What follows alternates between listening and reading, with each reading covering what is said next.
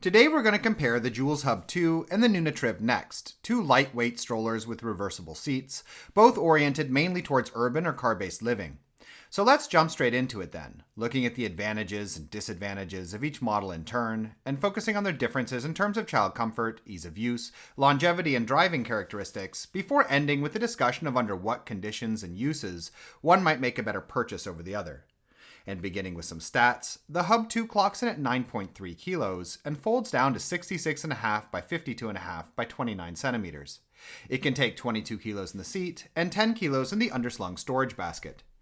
When it comes to child comfort, the Hub2's seat has a nicely upright position and a newborn acceptable near flat recline, while size-wise, it has an inside width of 29 centimeters and a total length for the sitting surface, meaning the combined lengths of the backboard, baseboard, and leg rest of 93, as well as a total longer length of 98 when folding down the leg rest and instead using the front frame mounted footrest.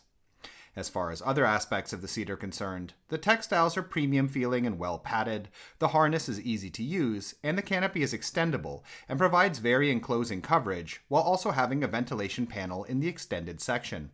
In addition, as I noted, the liner is removable, revealing two additional ventilation panels in the seat back.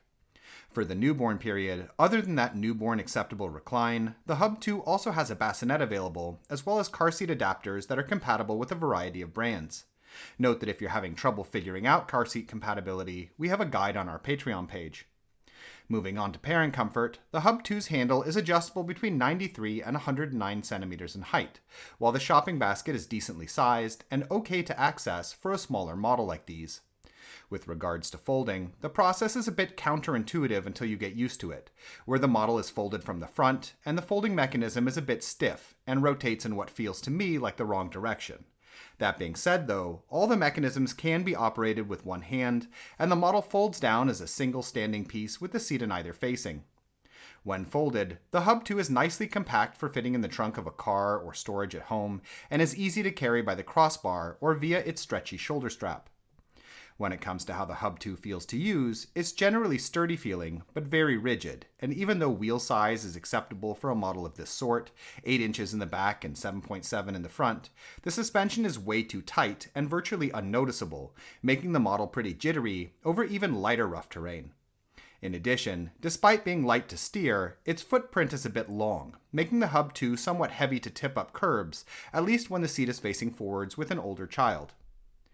Moving on, the Triv Next has an essentially identical weight of around 9 kilos, but folds down to a slightly larger 69 by 57.5 by 32 centimeters with the seat attached. It can also take 22 kilos in the seat, but has a reduced weight capacity of 4.5 in the underslung storage basket. With regards to child comfort, the Triv Next seat is similarly adjustable between an equally upright position and a newborn acceptable recline, though size-wise, it's a bit bigger, with a width of 31 centimeters, a length for the sitting surface of 96, and a longer length of 104 when using the front frame mounted footrest. That being said, while it has advantages regarding depth and leg space, the backboard is a couple of centimeters shorter, and I'd further note that removing the inserts with either model will increase the seat dimensions. As far as other aspects of the seat are concerned, the Triv Next textiles are also of decent quality and well padded, the harness is similarly easy to use, and has an advantage over the Hub2 with its magnetic buckle, and there's also a mesh window in the seat back beneath the seat liner. As far as the Triv Next canopy goes, it's long enough when fully extended, but not nearly as enclosing as on the Hub2, and its panels in the extended section unfortunately lack covering flaps. For the newborn period, in addition to also potentially just using the seat reclined, Nuna similarly has a bassinet available, and the model is compatible with Nuna's own seats if using the ring adapter, or the same wider range of car seat brands if using post adapters, though note that this second type is unfortunately not available in all regions. When it comes to parent comfort, the Triv Next has a shorter range of handle height, between 96 and 106 centimeters, though its shopping basket is similarly sized and also acceptably comfortable to access in my opinion. In terms of folding, the process is also one-handed, but a bit more user-friendly with the Triv Next, involving yanking up a strap, which you can then use to carry the model. And despite being a little larger than the Hub2, the Triv Next is still quite compact versus the wider market when thinking about storage or fitting in the trunk. As far as the feel of using the Triv Next goes, the model is unfortunately more fragile than the Hub2, both in terms of its activation mechanisms as well as the overall design of the chassis, where the Triv Next lacks a central crossbar and all of the rest of its bars are skinnier, causing the model to bend and strain a bit when steering, especially when used with an older child. When it comes to driving, the Triv Next has smaller front wheels, 6.7 inches, but bigger back wheels, 8.7, and has the key advantage of much better shock absorption, which gives it the ability to handle stuff like gravel, broken sidewalks, and lighter cobblestones without feeling nearly as jittery. And it also has a better proportioned footprint that makes tipping lighter.